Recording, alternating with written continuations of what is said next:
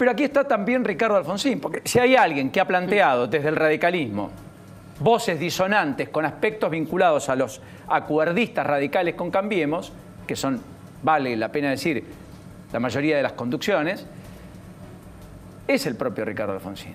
Y con tantas cosas, supongo que algunas cosas tiene para decir justamente. Ricardo, ¿cómo le va? ¿Cómo andamos, Paulino? Gusto en verlo, ¿eh? Muy bien. Igualmente. ¿Usted cómo está de salud? ¿Bien? Perfecto, mejor que nunca.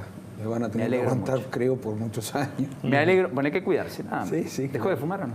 Sí, desde la operación definitivamente. Lo logró. Se puede. Sí, es un buen mensaje, se puede. Antes de que me operaran le dije, ¿puedo fumar el último? Y me dijo, no, señor.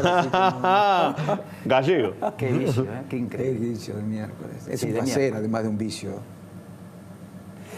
Pero Ricardo, no es bueno, por Dios, no debía haber dicho ¿Es eso. un placer ser parte de Cambiemos o es un demérito para el radicalismo hoy?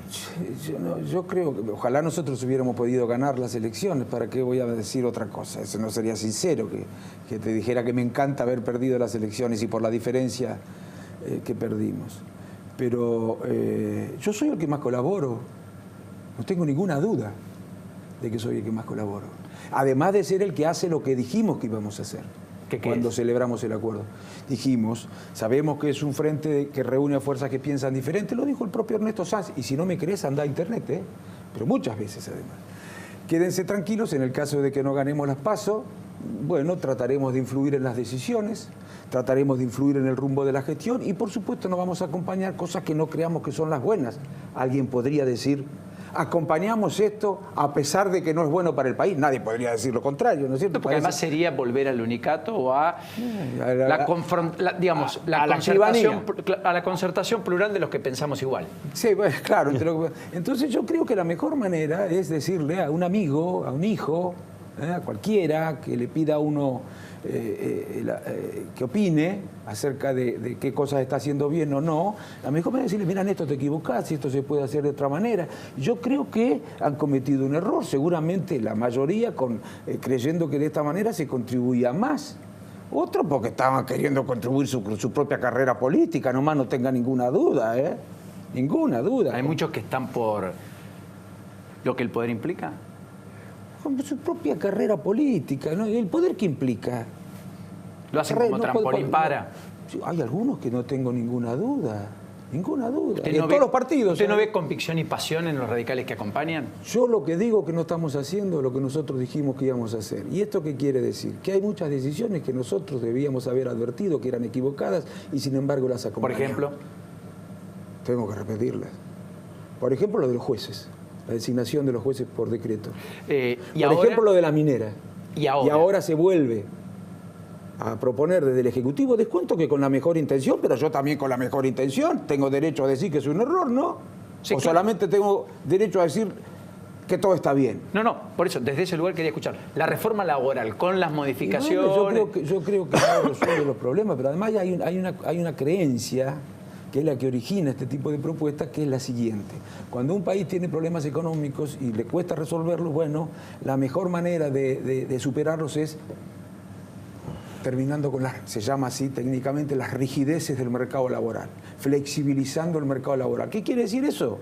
Sacrificar derechos, sacrificar aspiraciones, sacrificar ganancias del trabajador en beneficio del capital. Porque de esta manera, no de perversos, de esta manera se logrará que haya más inversiones, que la mayor cantidad de inversiones generen empleo. Y lo cierto es que en la mayoría de los países del mundo, si no en todos, en los que se han aplicado recetas como esta, no ha ocurrido eso.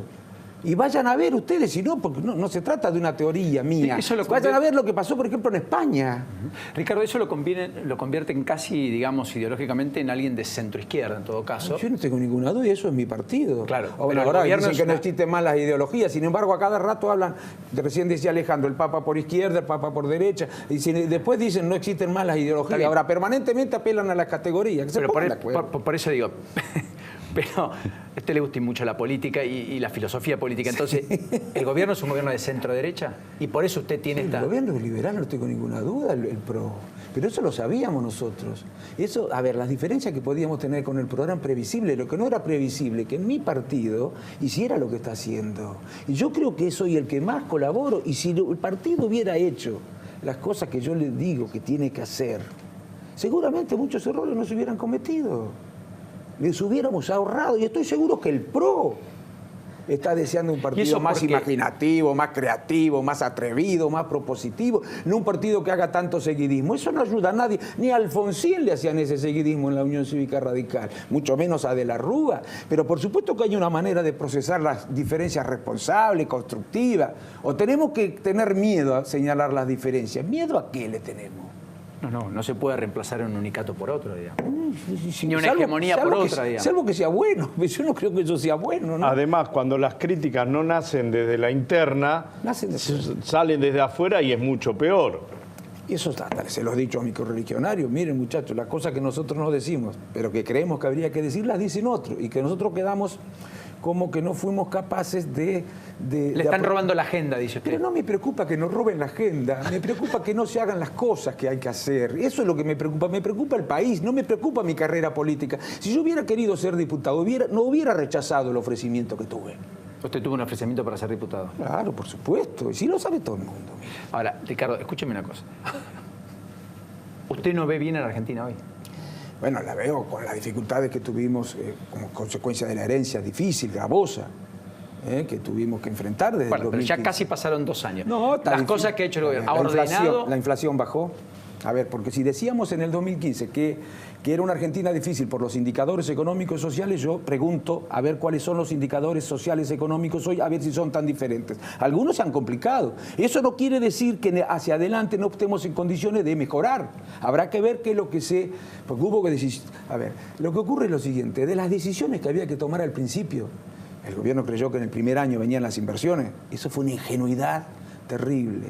De las decisiones que había que tomar al principio no se podían esperar mejoras, se podían incluso esperar complicaciones, y eso debíamos haberle dicho a la sociedad. Bueno, y desde el punto de vista objetivo tenemos más pobreza o la misma pobreza. Bueno, dice el gobierno que está bajando. Bueno, ahora gracias a Dios, pero tenemos una pobreza muy elevada, el 28%. ¿no? Estructural. Tenemos inflación, tenemos déficit fiscal mayor, tenemos déficit comercial. Bueno, a ver, díganme, tenemos más deuda, díganme qué dato objetivo comparable con el 2015 nos puede hacer presupuesto. Le diría que tiene un poco más de crédito, pese a todo esto, bien. Y algunos le dirían que hay más reservas en el Banco Central. Esas son condiciones. Otro le diría que está rebotando la economía al menos, que se dejó entonces, atrás. ¿para qué vienen? No dicen que hay que hacer, bueno, efectivamente dicen, primero eso lo reconozco, yo no estoy diciendo que no haya crédito al gobierno y que el gobierno no pueda modificar esta situación y que tal vez lo que hemos atravesado era inevitable. Entendamos, no.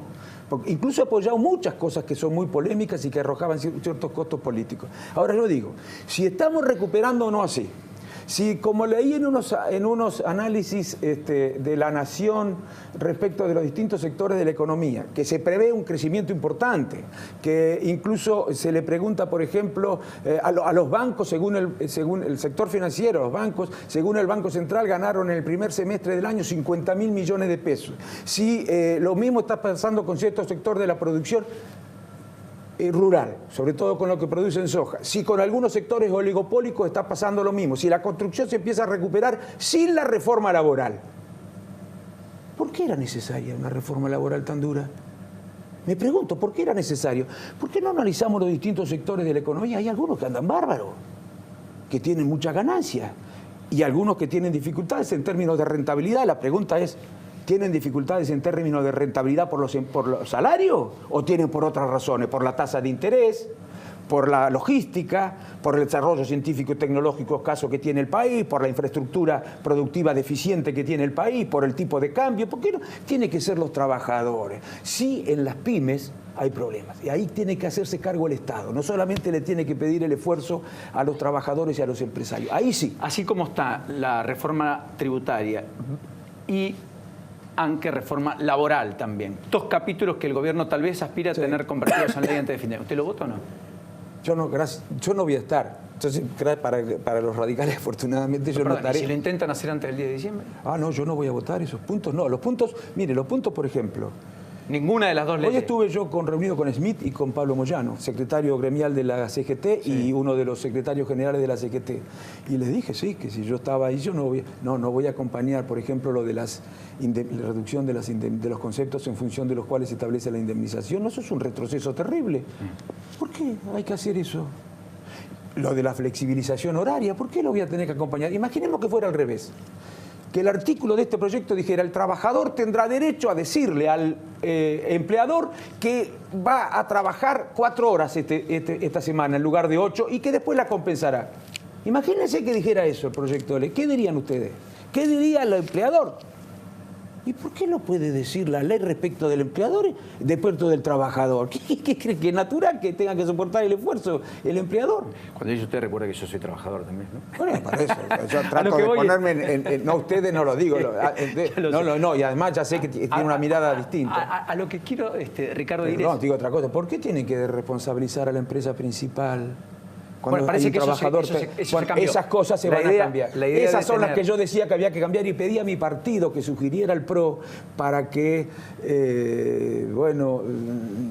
no avanzara en una dirección que desde mi punto de vista no era correcta, que sugiriera esos cambios. Esa tosudez es por Durán Barba, por Marcos Peña, por Lopetegui Quintana, por el famoso tridente que son los ojos de Macri. No, yo creo que hay una cuestión ideológica, no de intenciones. Siempre lo digo. Dice, ay, ¿ustedes qué quieren que gobierna para los ricos? No, yo no creo que ningún gobierno gobierne para los ricos. ¿Saben por qué?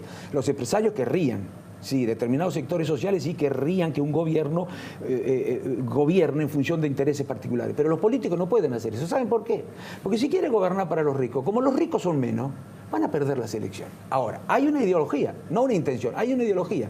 La ideología que dice, cuanto más beneficio le doy al sector empresario, cuanto más le saco el pie de encima al sector empresario en términos tributarios, en términos de obligaciones laborales, en términos de costos laborales o de ganancias de los trabajadores, mejor va a funcionar la economía. Cuanto menos se mete la política, mejor va a funcionar la economía, va a haber más inversión, más crecimiento. Bueno, díganme dónde ocurrió eso. Pero no me vengan con teorías, que me vengan con la práctica. Y algunos economistas, cuando yo digo esto, o cuando otros políticos dicen esto, dicen: pero ignorantes, no saben nada, demagogos. Cuando no se dan cuenta que estamos repitiendo palabras que han dicho los premios Nobel, economistas mucho más prestigiosos que esos que nos acusan de ignorantes y que tienen valores académicos reconocidos en todo el mundo. Porque la economía no es una ciencia, a ver si no creemos que es una ciencia. En la economía entran en juego valores, intereses, poder. La economía tiene de ciencia bastante poco, ¿no? ¿Ve un despertar de la justicia? Sí, claro que veo un despertar de la justicia, pero también veo con preocupación que hay una... A ver, yo lo dije el otro día, no sale porque las disidencias a veces no salen, ¿no? Aproveche. No, sí, me preguntaron concretamente con todas estas extensiones y yo, sin perjuicio que desconozco, que primero descarto cualquier interferencia del gobierno. Si lo supiera, no diría lo que estoy diciendo. Hoy apareció un juez en La Plata, un juez de casación penal, sí, diciendo que este gobierno apretaba más a los jueces y que los jueces hoy tienen más miedo de los que tuvieron con el kirchnerismo. Sí, pero decir las cosas es muy fácil, ¿eh? Mañana va a estar aquí con nosotros. Bueno, muy bien. Yo quisiera que en todo caso ofrezca las pruebas. Y si no, y que ofrezcan las pruebas. A reclamar. Porque ofrezcan las pruebas para decir eso. Porque la verdad que los argumentos que utilizan para hacer esa afirmación no resisten el menor análisis. Porque les conviene al gobierno. Y si por eso, a partir de eso, supone, porque le conviene al gobierno que se investigue al anterior gobierno, que es hasta ahora su principal competidor electoral. Bueno, y a partir de ese dato, con ese dato creen demostrar que hay interferencia. Si lo viera, yo lo diría. Ahora, digo una cosa. Más allá de que no haya interferencia, más allá de que todas estas extensiones sin indagatoria, sin proceso, sin auto de procesamiento, sean discutibles. Yo siempre, frente al caso de duda, prefiero sobreactuar a favor de lo que dicen las instituciones. En caso de sobreactuar la ley, sobreactuar el cumplimiento de la ley. Entonces, al opinar digo, miren, yo creo que si hubiera sido juez, y que no se interprete, por Dios, esto como un deseo de interferir en la justicia, hubiera primero indagado, ordenado el auto de abastecimiento y después hubiera ordenado la detención. Eso es lo que creo que... No antes de un indagatorio. No, yo creo que no es... Hoy la Cámara porque hay mucha discusión. Sí, hoy la Cámara ratificó igual la prisión preventiva de debido. Así es, de debido y de barata. De los de dos. Ambos. Esto es por la Cámara, causa GNL. Por la cual están presos. Sí, pero sin indagatoria. No, esa causa GNL tiene en procesamiento por parte del juez Claudio Bonadía. Porque les tomó indagatoria. Así es.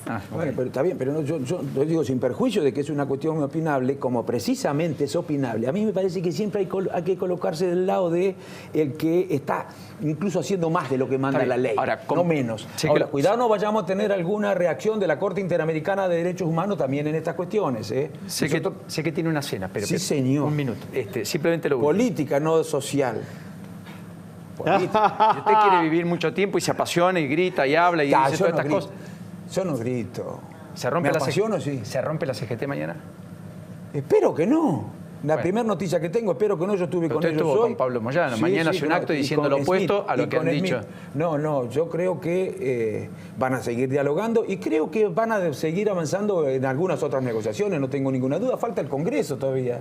¿Ustedes creen que están pintados los diputados? Acá va a venir un diputado del Frente Renovado que están pintados, también tienen que opinar. Sí, además porque Cambiemos no tiene mayoría. Bueno, claro, Cambiemos no tiene mayoría. Todos decimos que se ha recuperado el diálogo. Sí, ojalá sea virtud y no necesidad solamente. También tenemos que demostrar que el día que tengamos mayoría, igual vamos a apelar al diálogo. Eso sucederá en la provincia de Buenos Aires después del 10 de diciembre. Tanto en el Senado como en diputado. Así es. Y por primera vez Rodríguez Larreta lo tendrá en la ciudad después de 10 años. Así es. Gracias. Cuídese, hasta la próxima. Gracias, chicos. Gracias. Me alegro que haya dejado de fumar.